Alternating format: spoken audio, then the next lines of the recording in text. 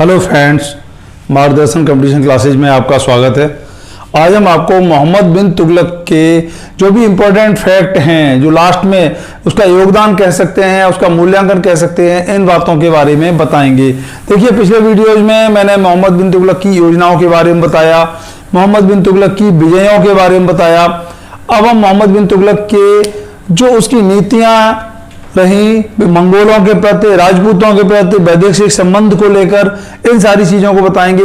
इसके अलावा उसके द्वारा किस तरह के योगदान, सांस्कृतिक क्षेत्र में क्या क्या योगदान रहे हैं, इस बारे में भी हम बताएंगे आपको। तो हम देखते हैं, सबसे पहले हम मंगोल आक्रमण की बात करते हैं। हम देखते हैं कि मंगोल फैक्टर मध्यकालीन इतिहास का एक बहुत महत्वपूर्ण तत्व है। तो इसमें मंगोल आक्रमण इसके समय में होता है तर्माशीरी चगताई का। ये ट्रांसोक्सियाना का सही मायने में अपदस्थ शासक था और ये वहां से ट्रांसोक्सियाना से भारत की ओर आता है और इसने आक्रमण किया है भारत में।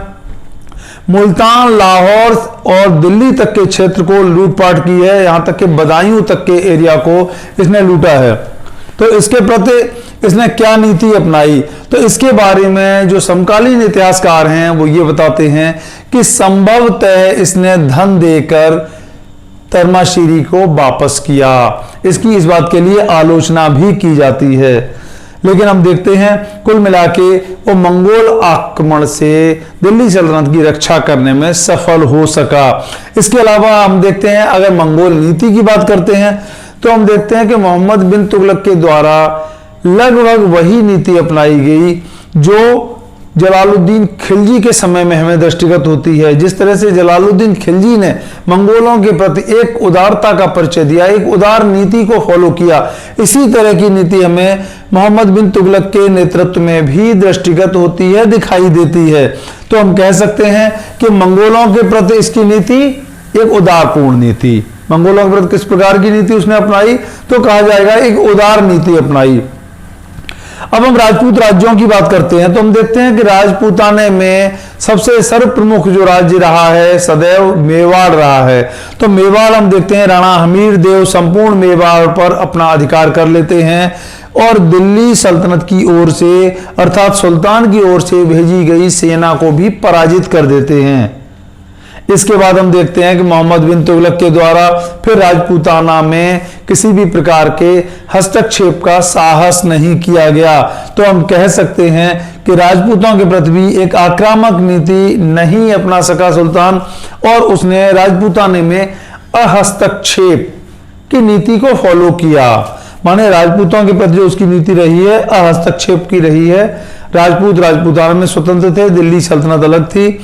और इस तरह से हम देखते हैं कि जिस तरह से दक्षिण भारत में उसने डायरेक्ट कंट्रोल किया, राजपूताने को कंट्रोल नहीं कर पाया।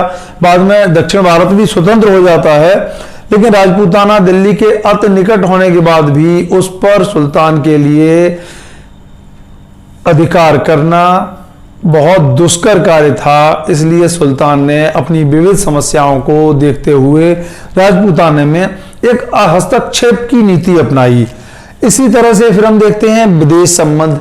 अगर हम मोहम्मद बिन तुगलक के विदेश संबंधों की बात करते हैं तो हम ये देखते हैं कि चीन, इराक, खुरासान, मिस्र, तमाम इस तरह के देशों के साथ में, मध्य एशिया के देशों के साथ में राजदूतों का आदान प्रदान किया जाता है। उन देशों के राजदूत हमारे यहाँ आते हैं और दिल्ली सल्तनत के राजदूत उन देशों में जाते हैं। तो इस प्रकार से एक वैदेशिक संबंध को सांस्कृतिक रूप से भी प्रगाढ़ करने का एक प्रयास किया जाता है। इसके द्वारा राजदूतों का आदान प्रदान होता है। हम देखते हैं कि वहां से चीन से भी एक प्रतिनिधिमंडल आया था जिसने हिमाचल क्षेत्र में या पहाड़ी क्षेत्र में बौद्ध स्तूपों की यात्रा की थी, बौद्ध मंदिरों की यात्रा की थी।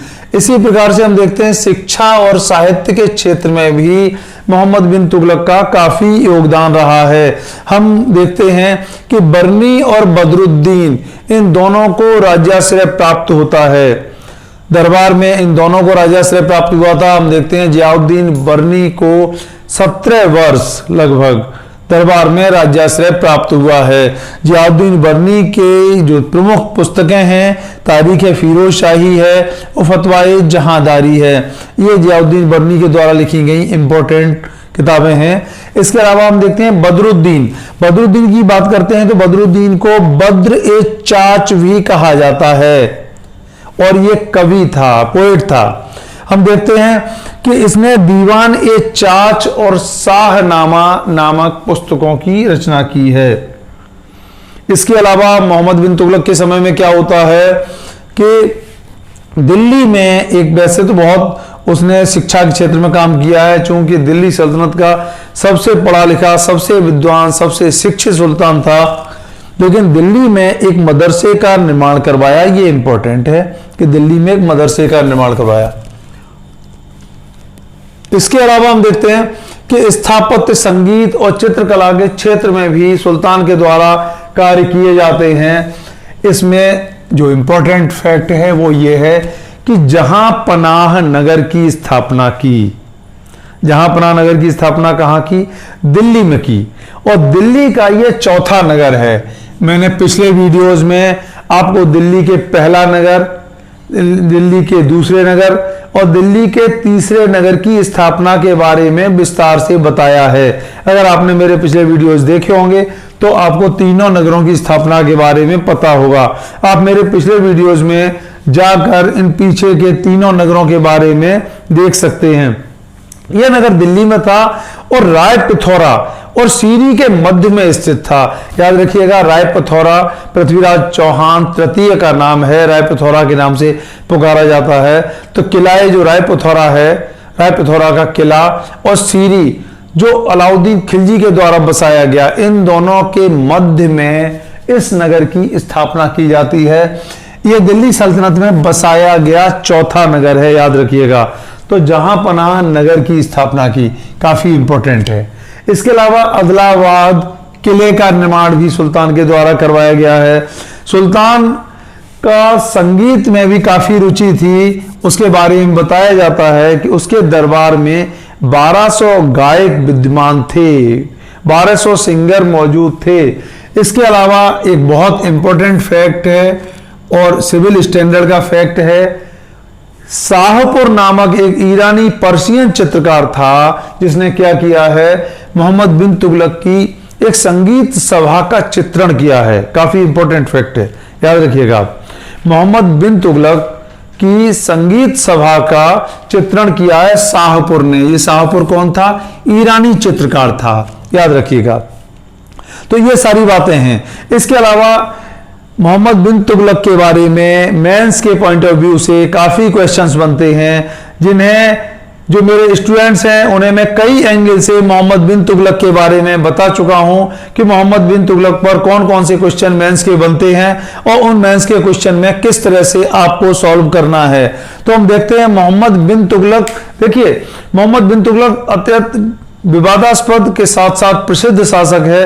तो ये मेंस के पॉइंट ऑफ व्यू से, इवन इंटरव्यू के पॉइंट ऑफ व्यू से भी काफी इंपॉर्टेंट होता है और इसके बारे में विविध एंगल से इतिहासकारों का भी तमाम दृष्टिकोण रहा है और इसलिए इसका अध्ययन अत्यधिक आवश्यक होता है। अब हम बताते हैं इसके बारे में जो इंपॉर्टेंट फैक्ट हैं, उन्हें फिर से रिवाइज कर लेते हैं। तो हम देखते हैं कि मंगोल आक्रमण हुआ है तरमासीरी चगताई के नेतृत्व में। तरमासीरी चगताई कौन था? ट्रांसोक्सियाना का एक अपदस्थ शासक था। क्या किया है इसने? मुल्तान, लाहौर से लेकर दिल्ली और बदायूं तक के क्षेत्र को लूटा है, लूटपाट की है। और ये कैसे वापस किया है? तो संभवतः इसे सुल्तान ने धन देकर संतुष्ट किया है और ये वापस गया है। सुल्तान की मंगोलों के प्रति जो नीति है वो उदार नीति है, जो जलालुद्दीन खिलजी की मंगोल नीति से काफी कुछ मेल खाती है। इसी तरह हम देखते हैं राजपूतों के प्रति इसकी नीति क्या रही है, तो हस्तक्षेप की नीति रही है। राणा हमीर देव मेवाड़ में एक स्वतंत्र और मजबूत शासक की भूमिका में दिखाई देते हैं। वैदेशिक संबंधों की बात करें तो चाहे पश्चिम एशिया रही हो, मध्य एशिया हो या पूर्वी एशिया, चीन जैसे क्षेत्र, इन संपूर्ण क्षेत्रों में, संपूर्ण देशों में राजदूतों का आदान प्रदान किया गया है और भारत के सांस्कृतिक राजनीतिक संबंधों को बढ़ाने का प्रयास किया गया है, प्रोत्साहित किया गया है। इसके बाद हम देखते हैं शिक्षा और साहित्य के क्षेत्र में। तो स्वाभाविक है कि चूंकि शिक्षित सुल्तान था, बरनी और बदरुद्दीन जैसे विद्वानों ने इसके राज्य में, इसके दरबार में एक राज्याशय प्राप्त किया है। और बर्नी और बदरुद्दीन ने जो किताबें लिखी हैं वो इंपॉर्टेंट हो जाती हैं, जिन्हें मैं आपको बता चुका हूं। इसके बाद ये देखिए स्थापत्य के क्षेत्र में इसने क्या क्या काम किए हैं, तो ये काफी इंपॉर्टेंट हो जाते हैं। जहां पनाह नगर की स्थापना काफी इंपॉर्टेंट है। जहां पनाह नगर कहाँ है? दिल्ली में है, और राय पिथौरा और सीरी के मध्य में स्थित है, काफी इंपॉर्टेंट है। 1200 गायकों को संरक्षण प्रदान किया है दरबार में। और शाहपुर नामक जो ईरानी चित्रकार था, उसने मोहम्मद बिन तुगलक की संगीत गोष्ठी का चित्रण किया है। ये सारी बातें आपको मैंने बताई। अब नेक्स्ट वीडियोस में आपको फिरोज तुगलक की विजयों, फिरोज तुगलक के द्वारा किए गए जन कल्याणकारी कार्यों, फिरोज तुगलक की विशेषकर धार्मिक नीति, इन सब के बारे में आपको बताया जाएगा। आप मेरे इस चैनल को मार्गदर्शन कंपटीशन क्लासेज को सब्सक्राइब करें और मेरे वीडियोस को लाइक करें और शेयर करें, जिससे आपके अधिकाधिक मित्रों को इसका लाभ हो सके। आप देखिए, आपको मैं मेंस के पॉइंट ऑफ व्यू से भी कई चीजों को बताता जाऊंगा, जिससे प्रीलिम्स के बाद आपको सिविल सर्विसेज में मेंस में क्वेश्चन सॉल्व करने में आसानी हो सके। धन्यवाद।